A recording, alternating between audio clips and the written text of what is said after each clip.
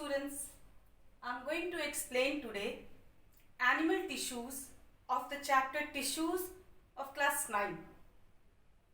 The chapter is Tissue of class 9. Tissue means what? A group of cells have same structure, shape, size, origin. Structurally they are different, but this group has same structure and they are responsible for a particular function. Why is the need of this tissue in our body? In multicellular organisms, all functions, structure and functions are complicated and lots of work is there to be done. Like if you see systems like respiration, excretion, digestion, reproduction is there, nervous system is there, and they all have their own function. So these tissues, group of tissues are responsible for different types of function. What it does, it separates, or you can say that it divide the labor. Division of labor is done.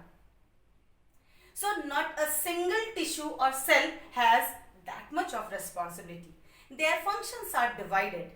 That is why all these functions are done in a regular manner, well coordinated manner, daily 24/7.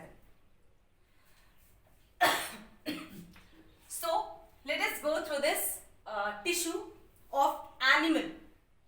Tissue of animal. In animal tissues, they are of four types. The first one is epithelial tissue. Second one is muscular tissue. Third one is connective tissue. And the fourth one is nervous tissue.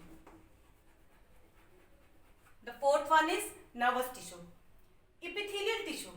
So now, first of all, I will make you understand about this epithelial tissue. They are, in a simple word, they are covering and packing tissue. It means what? Every parts of your body, externally or internally, covered by this epithelial tissues. Reason?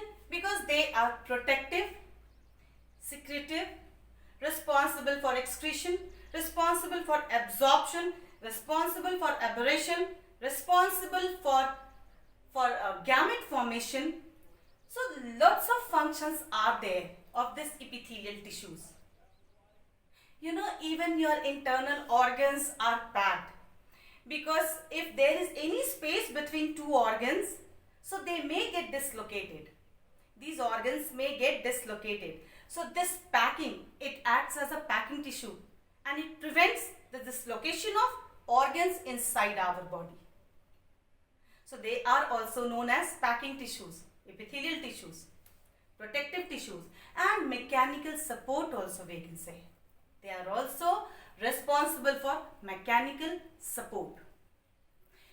We can say they are barriers inside our body. They are the barriers between organs, so that one organ do not interfere in the function of another organ, or one organ's secretions may not go to another if not needed. So now let us go through this epithelial tissues. Epithelial tissues are structure wise basically three types. Structurally they are basically three types. The first one is simple, very thin and soft. This is the structure of this first one. They are simple, flat, soft tissues. They are what known as? They are called squamous. What they are called? They are called squamous tissues. And these squamous tissues are named because squama, S-Q-U-A-M-A, it means soft, flat and simple covering, skin. So from squama the name has come, squamous. epithelial tissue. Now what is their location and what is their function? So that we need to know. The squamous epithelial tissues are found, their occurrence, they are found in your nose. Where they are found? They are found in your nose. They are found in pericardial membrane. Pericardial membrane means around your heart there is membrane which protects the heart from external injuries. Then the third one is your salivary, you can say that blood vessels.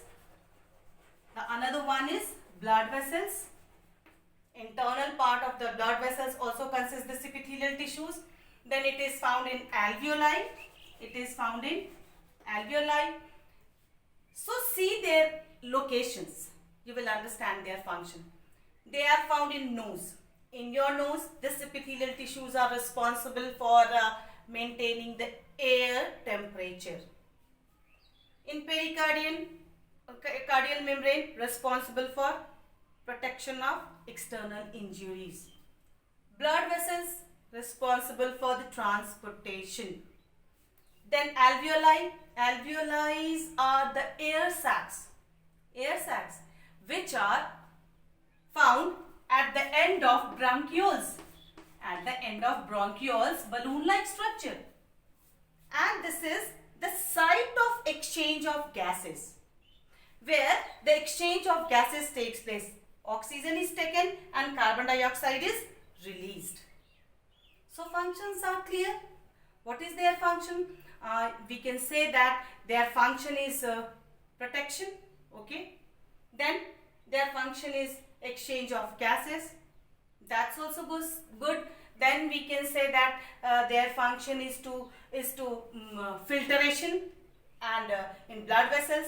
Then we can say that their function is to protection against external injuries, pericardial membrane. So this is about squamous epithelial tissues. Now let us go through the next one. The next one is structure wise they are like cubes. They are like cubes. So what they are called? They are called cuboidal epithelial tissues. What they are called? Cuboidal epithelial tissues, as their structure is like cubes. Now we need to know then where they are found. These cuboidal tissues are actually found in kidney tubules. Their occurrence is kidney tubules. Yes, and you know they are found in ducts. They are found in ducts. What type of ducts? You must have heard about salivary duct. You must have heard about pancreatic duct. Pancreatic duct. These are their occurrence, and they are also found in germinal epithelium of testis and ovary. Testis and ovary. Now we can get their functions easily. If they are found in kidney tubules, means they are responsible for filtration. They are responsible for filtration. Even almost every epithelial tissues have mechanical supports function is also there. Salivary and pancreatic duct means secretion. It means what? These ducts are responsible for secretion. Pancreatic juice and saliva. Then germinal epithelium of testis and ovary. You know, testis and ovaries germinal epithelium is responsible for the formation of gametes, oogenesis and spermatogenesis. It means what? Gamete formation. So gamete formation is also done by this cuboidal epithelial tissue. So we have come to know where are they located and what is their function. Now the third type. Structure wise, there are only three types of epithelial tissues. I have told you. First one squamous, second one I made you understand cuboidal, and the third one like cylinder. If you see properly, just like cylinder, or you can say columns, pillar like structure. So what they they are named, you know? They are named columnar epithelial tissues. What they are named? Columnar epithelial tissues. They are like column. Look at there. Are they looking like column or not? ये pillar की तरह आपको बिल्कुल दिखेंगे, जैसे ये pillars के बने हुए सिलेंडर, एक सिलेंड्रिकल स्ट्रक्चर है, तो इसका नाम कॉलमनर पड़ा।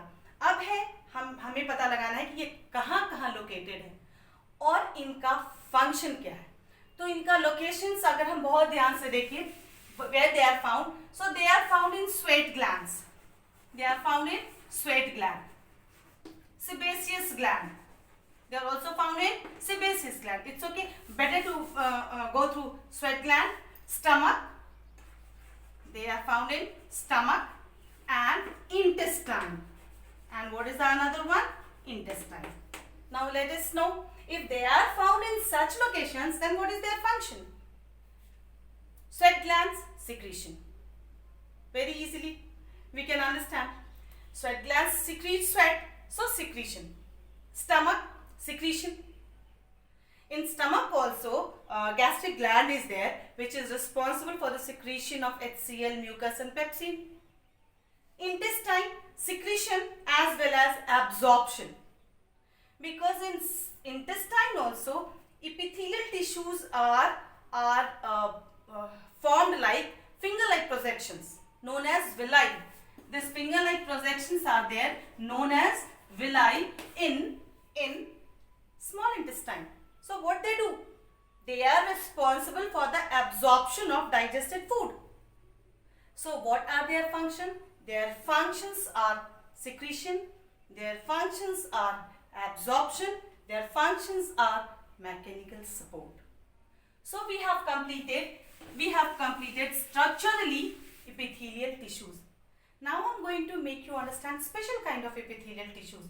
You know, when you will go through the epithelial tissues in NCERT book, you will see there is a word stratified cuboidal epithelial tissue, stratified squamous tissue.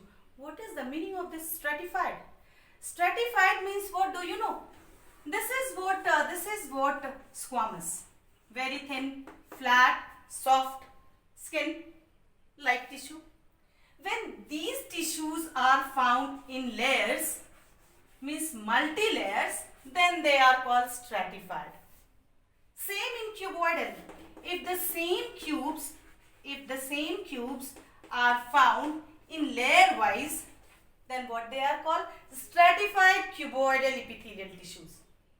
Same columnar also. But there is one more thing. In cuboidal and columnar, sometimes cilia is present. Cilia means what? Paramecium, if you remember, in paramecium there is a locomotory organ, hair-like projections called cilia. What is the function of this cilia? When the cilia is found in cuboidal tissues and columnar tissues, then what they are called? They are called ciliated cuboidal epithelial tissue or ciliated columnar epithelial tissues, because they have hair-like projections. So what is the function of this hair-like projections? The function is to brush. They are helpful in the movement of substance.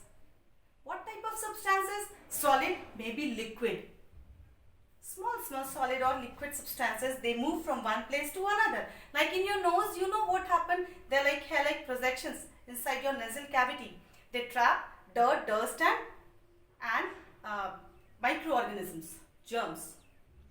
Same in ovary. You know, in ovary, egg is released. From ovary, eggs are released. Every month, eggs are released. And then it goes to fallopian tube for fertilization. In class 8, you must have learned.